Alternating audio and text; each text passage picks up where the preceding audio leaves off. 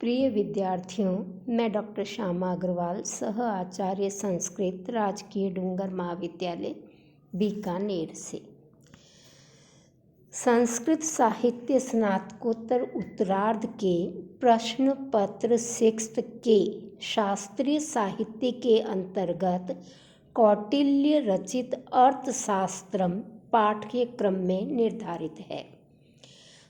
इस वीडियो में हम कौटिल्य रचित अर्थशास्त्र के प्रथम अध्याय का अध्ययन प्रारंभ करेंगे।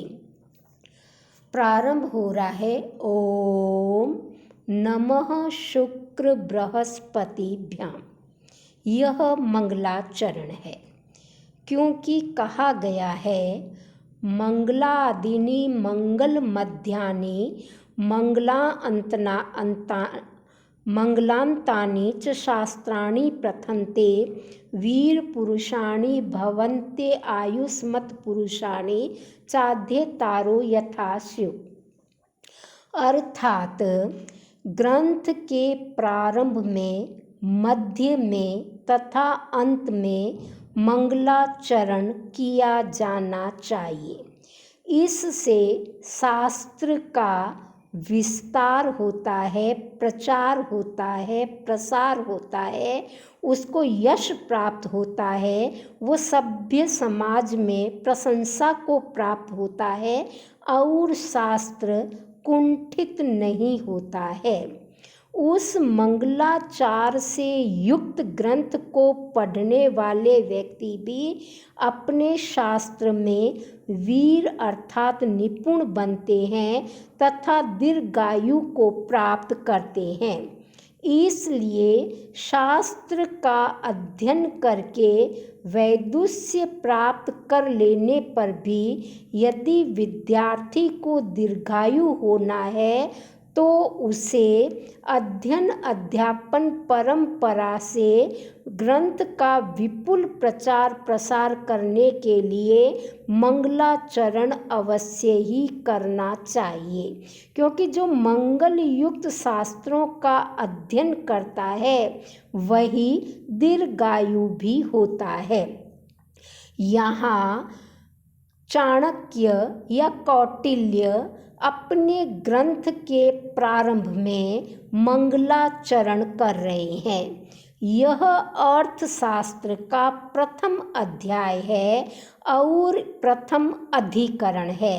इस अधिकरण का नाम कौटिल्य ने विनय अधिकारिकम रखा है। विनय का अधिकारी, विनय अधिकारिकम यह अधिकरण का नाम है। वो नमस्कार कर रहे हैं शुक्र और बृहस्पति को, शुक्राचार्य को तथा बृहस्पति आचार्य को नमस्कार है, क्योंकि ये दोनों भी अर्थशास्त्री है।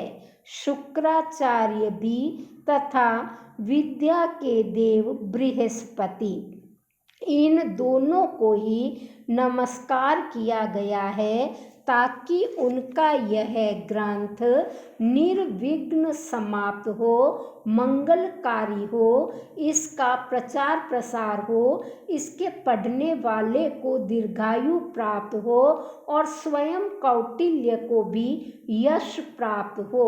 और कौटिल्य ने ग्रंथ के आरंभ में मंगलाचरण करके शिष्टाचार का भी परिपालन किया है। सबसे पहले उन्होंने ओंकार शब्द का प्रयोग किया है, जो ब्रह्मा, विष्णु तथा महेश्वर का स्वरूप है, जिससे संपूर्ण ब्रह्मांड की उत्पत्ति, स्थिति एवं विनाश माना जाता है। ब्रह्मा उत्पन्न करने वाले देव, विष्णु पालन पोषण स्थिति करने वाले देव और महेश्वर स्वरूप सृष्टि में प्रलय के कारण विनाश करने वाले माने जाते हैं। ओमकार को मांगलिक माना जाता है, प्रणवाक्षर कहा जाता है, मंगलजनक शब्द इसको माना जाता है, क्योंकि ऐसा माना जाता है कि सृष्टि के प्रारंभ में ब्रह्मा के मुख से ओम शब्द का उच्चारण ही प्रथम बार निकला था। इसलिए ओमकार का उच्चारण ग्रंथकार ने मंगल रूप होने के कारण ग्रंथ के प्रारंभ में सर्वप्रथम किया है। अतः मंगल रूप से ओंकार का उच्चारण करके वो अपने ग्रंथ का विपुल प्रचार प्रसार सभी जनों के समक्ष करना चाहते हैं। उसके बाद उन्होंने शुक्र तथा बृहस्पति इन दोनों को नमस्कार किया है, क्योंकि ये दोनों आचार्य शास्त्रों के प्रणयन करने के कारण प्रवक्ता हैं। देवताओं तथा असुरों में परस्पर संधि विग्रह आदि का प्रयोग भी करते हैं, अतः इनको प्रयोक्ता भी माना जाता है। ऐश्वर्य विशेष संपन्न होने के कारण शुक्र तथा बृहस्पति देवता भी है। अतः इन दोनों आचार्यों की पूजनीयता में कहीं कोई संदेह नहीं है। इन्हीं कारणों से शुक्राचार्य तथा बृहस्पति आचार्य को नमन किया गया है, क्योंकि ये देव प्रभृति अत्यंत पूजित आचार्य है। वे दृष्ट तथा अदृष्ट फल को भी देने में समर्थ है, इसलिए इनको सर्वप्रथम नमस्कार किया गया है। आगे कौटिल्य लिखते हैं, पृथिव्याः लाभे पालने च यावन्ते अर्थशास्त्राणि पूर्वाचार्यैः प्रस्थापितानि प्राय शस्तानि संहृत्यकम् इदम् अर्थशास्त्रं कृतम्। पृथिव्या, पृथ्वी का अर्थ है भूमि। वो भूमि जिसमें चारों वर्ण हैं, चारों आश्रम है, इस प्रकार की पृथ्वी के लाभे लाभ, च और पालने पालन, इन सबसे संबंधित यावंती अर्थशास्त्राणि, जितने भी अर्थशास्त्र हैं जो पूर्वाचार्य कौटिल्य से पहले होने वाले आचार्यों के द्वारा प्रस्थापितानि प्रतिष्ठित किए गए हैं, प्रस्थापित किए गए हैं, प्रायः शस्तानि, प्रायः उन सभी अर्थशास्त्रों को संहृत्य एकत्रित करके उनका सार भाग ग्रहण करके एकम इदम अर्थशास्त्रम, इस अकेले अर्थशास्त्र का निर्माण किया गया है। कौटिल्य इस ग्रंथ को लिखने का अपना उद्देश्य इस पंक्तियों में बता रहे हैं।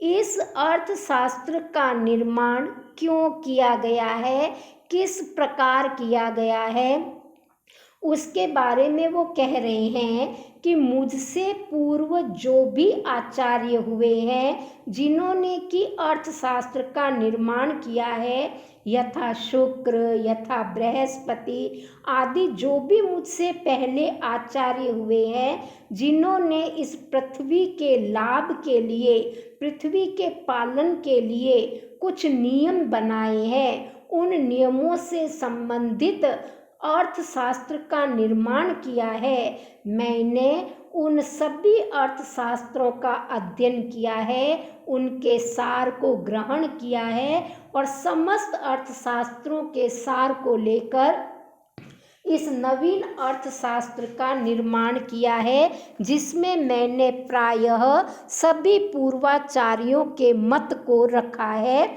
और फिर अपना मत भी दिया है। इस प्रकार इस अर्थशास्त्र का निर्माण किया गया है और जिसका उद्देश्य है पृथ्वी का लाभ हो, पृथ्वी का पालन हो, उस प्रकार के नियम बनाए जाएं। प्रथम अधिकरण विनय अधिकरण जो है वो विनय अधिकारिकम अधिकरण प्रारंभ हो रहा है। इसमें विषयों को बताने के लिए विषय बताए गए हैं कि हम किन किन विषयों का इसमें वर्णन करेंगे।